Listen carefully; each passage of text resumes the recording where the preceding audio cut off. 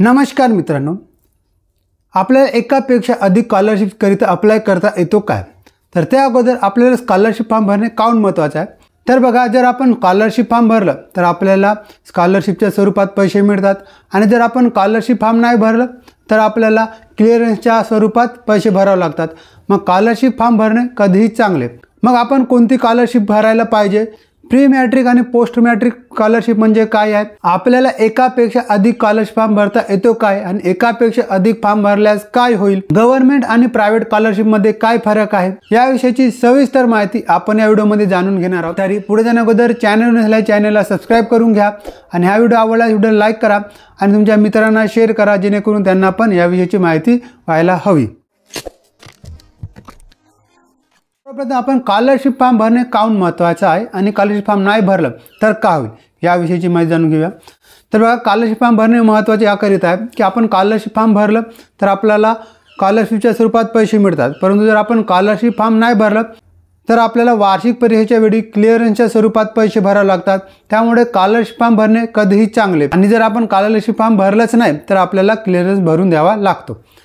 त्यानंतर बघा, pre matric आणि पोस्ट मॅट्रिक स्कॉलरशिप। तर प्री मॅट्रिक स्कॉलरशिप म्हणजे जे विद्यार्थी 10वी पर्यंत शिक्षण घेतात त्या विद्यार्थ्यांना दिली जाणारी स्कॉलरशिप आहे, तिला आपण प्री मॅट्रिक स्कॉलरशिप म्हणतो। आणि जे विद्यार्थी 10वी नंतर शिक्षण घेतात तशा विद्यार्थ्यांना स्कॉलरशिप अर्ज भरायचा आहे तो म्हणजे post matric scholarship. Pre matric स्कॉलरशिपकरिता तुम्हाला ही वाली वेबसाईट ओपन करून घ्यायची आहे आणि या वेबसाईटवरून तुम्हाला अर्ज भरावायचा आहे। आणि पोस्ट मॅट्रिक स्कॉलरशिपकरिता तुम्हाला mahadbt.gov.in ही वाली वेबसाईट ओपन करून यामध्ये तुम्हाला अर्ज भरावायचा आहे। त्यानंतर बघा, आपल्याला एकापेक्षा अधिक स्कॉलरशिपकरिता अर्ज करता येतो काय? तर या प्रश्नाचं उत्तर आहे होय। परंतु बघा, गव्हर्नमेंट थ्रू दिल्या जाणाऱ्या स्कॉलरशिपमध्ये आपल्याला कोणत्या एका स्कॉलरशिपकरिता अर्ज करता येतो आणि आपण एकापेक्षा अधिक स्कॉलरशिपकरिता अर्ज केल्यास आपला अर्ज अपात्र ठरतो। कारण जी स्कॉलरशिप असते ती थेट आपल्या बँक अकाउंटमध्ये जमा होते आणि बँक अकाउंटशी आपला आधार नंबर लिंक असतो, त्यामुळे आपल्याला कोणत्याही एका स्कॉलरशिपचा फायदा घेता येतो। परंतु जर तुम्ही प्रायव्हेट स्कॉलरशिपकरिता अप्लाय केलेले आहे, प्रायव्हेट स्कॉलरशिपमध्ये कोणती, तर यामध्ये बघा, एखादी संस्था आहे, जी संस्था तुम्हाला स्कॉलरशिप प्रोव्हाइड करताय आणि त्या संस्थेने जे अटी शर्ती दिलेल्या आहेत त्या अटी शर्ती तुम्ही जर मान्य करताल तर तुम्ही एकापेक्षा अधिक स्कॉलरशिपकरिता अर्ज करू शकता प्रायव्हेटमध्ये।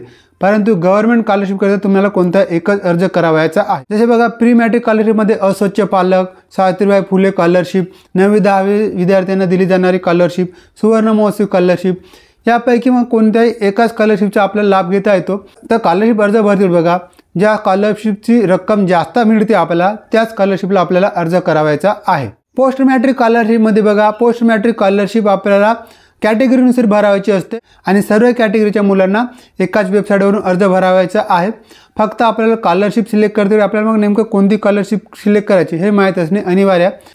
आपल्याला कॅटेगरी वाईज कोणत्या स्कॉलरशिपला अर्ज करायला पाहिजे यासंबंधी तुम्हाला व्हिडिओ हवा असेल तर तशी सांगा, तुम्हाला त्याविषयीच्या सविस्तर माहिती असलेला व्हिडिओ लवकरच चॅनलवर घेऊन येता येईल। तर बघा, पोस्ट मॅट्रिक स्कॉलरशिपचा अर्ज भरते जे विद्यार्थी मेरिटमध्ये येतात त्यांना मेरिट स्कॉलरशिप मिळते। इतर सर्व विद्यार्थ्यांना पोस्ट मॅट्रिक स्कॉलरशिप भरावायची असते कॅटेगरीनुसार। तर आपण कोणत्या स्कॉलरशिपला अप्लाय करायला पाहिजे?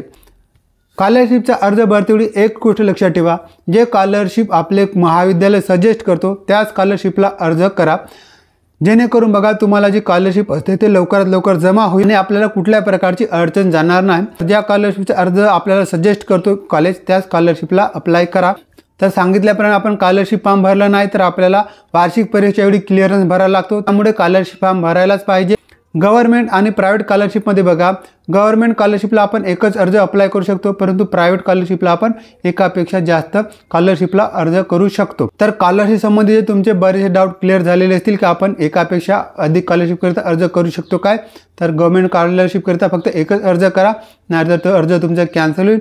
आणि पोस्ट मॅट्रिक स्कॉलरशिपचा अर्ज भरतेवेळी तुमच्या कॉलेजने तुम्हाला जो स्कॉलरशिप फॉर्म सजेस्ट करतो तोच फॉर्म भरा। आणि कॅटेगरी वाईज आपल्याला कोणत्या स्कॉलरशिपला अर्ज भरायला पाहिजे याविषयीची तुम्हाला माहिती असेल तर तसे कमेंट करा, जास्तीत जास्त कमेंट आल्यास त्या संबंधीचा व्हिडिओ पण चॅनलवर देण्यात येईल।